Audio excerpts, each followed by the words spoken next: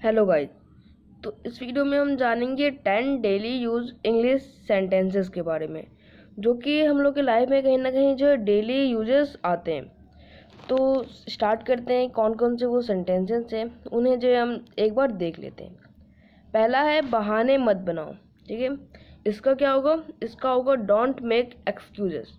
Don't make excuses. ठीक है, तो ये भी जो आता है, जैसे कि मान लीजिए अगर कोई आदमी बहाना बना रहा है किसी भी काम को ना करने का, ठीक है, तो यहाँ पे आप बोल सकते हैं बहाने मत बनाओ की जगह डोंट मेक एक्सक्यूजेस। ठीक है, तो ये हम लोग का पहला सेंटेंस हो गया। ठीक है, कुछ छोटे छोटे जो है सेंटेंसेस है। दूसरा देखते हैं। दूसरा है बात को आगे मत बढ़ाओ। इसका क्या होगा? Don't stretch the matter further. Don't stretch the matter further. तो हम लोग का दूसरा सेंटेंस हो गया। तीसरा है ज़्यादा भाव मत खाओ। इसका क्या होगा? इसका होगा डोंट एक्ट सो प्राइसी। जैसे कि हमने देखा होगा कि हम लोग के घर में या फिर हम लोग के जो फ्रेंड्स होते हैं वो कभी कभी ऐसे जो है एटीट्यूड दिखाते हैं, ज़्यादा भाव खाने लगते हैं, तो वहाँ पे हम जो है ये बोल सकते हैं डोंट एक्ट सो प्राइसी। ठीक है, क्या होगा यहाँ पे? Don't act so pricey. अब हम जानते हैं, तो यहाँ पे हम लोग को दिया है वहाँ जाने का कोई फ़ायदा नहीं है। अब जैसे मान लीजिए कि हम लोग जो कहीं ट्रैवल करने जा रहे हैं, जैसे कि ट्रेन है, अब ट्रेन छूट गई, तो अब क्या होगा कि कोई कॉल करके मैं बोलता है वहाँ जाने का कोई फ़ायदा नहीं है, ट्रेन छूट गई, इस तरीके से होता है। तो फिर ये जो सेंटेंस है ये हम लोगों को और भी जो है लाइफ में जो है यूज़ आती है। तो इसको हम इंग्लिश में क्या बोल सकते हैं? It's no use to going there. ठीक है, it's no use to going there. चलिए नेक्स्ट सेंटेंस देख लेते हैं। नेक्स्ट सेंटेंस है मुझे नींद आ रही है। इसका क्या होगा? I am feeling sleepy.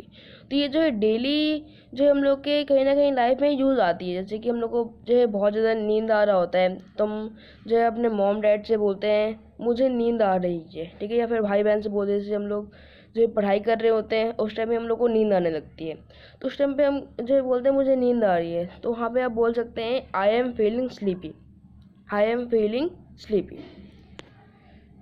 अब नेक्स्ट सेंटेंस है उसे गाली मत दो।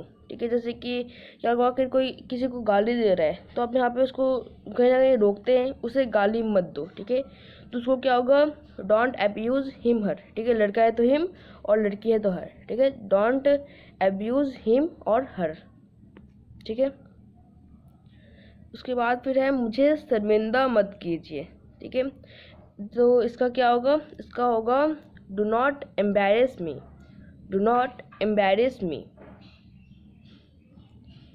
फिर नेक्स्ट सेंटेंस है इसे अपनी ही चीज़ समझे। जैसे कि हम लोग के घर में जैसे कोई मेहमान आया होता है, तो हम क्या बोलते हैं? इसे अपनी ही चीज़ समझे। ठीक है, ऐसे हम लोग कुछ बोलते हैं अगर कोई भी चीज़ जो हम लोग दे रहे हैं इस तरीके से, या फिर हम ऐसे बोलते हैं इसे अपना ही घर समझे। तो यहाँ पे कहीं ना कहीं ये जो सेंटेंस यूज होता है इसे अपनी ही चीज़ समझे, तो इसको हम क्या कह सकते हैं इंग्लिश में? It's all yours.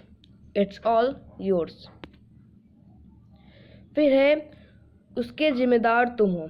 अब जैसे मान लीजिए कि हम लोग के भाई बहन या फिर जो फ्रेंड्स होते हैं, अगर वो कुछ ऐसे गलत काम कुछ कर देते हैं, जैसे कि कोई भी ऐसे काम, तो हम क्या बोलते हैं? उसके जिम्मेदार तुम हो। तो उसका इंग्लिश सेंटेंस क्या होगा? You are responsible for that. You are responsible for that.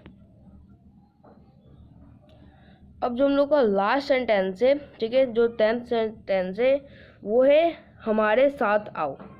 ठीक है, जैसे कि मान लीजिए कि आप जो कहीं जा रहे हैं तो बोल सकते हैं आप, जैसे आप बोलते हैं हमारे साथ आओ। या फिर मान लीजिए आप जो क्रिकेट खेलने जा रहे हैं या फिर कोई भी अदर गेम खेलने जा रहे हैं, तो वहाँ पे बोलते हैं अपने फ्रेंड्स को हमारे साथ आओ। ठीक है, आपके साथ जब कुछ और बच्चे होते हैं तो उसको हम लोग इंग्लिश में क्या बोल सकते हैं? Come with us.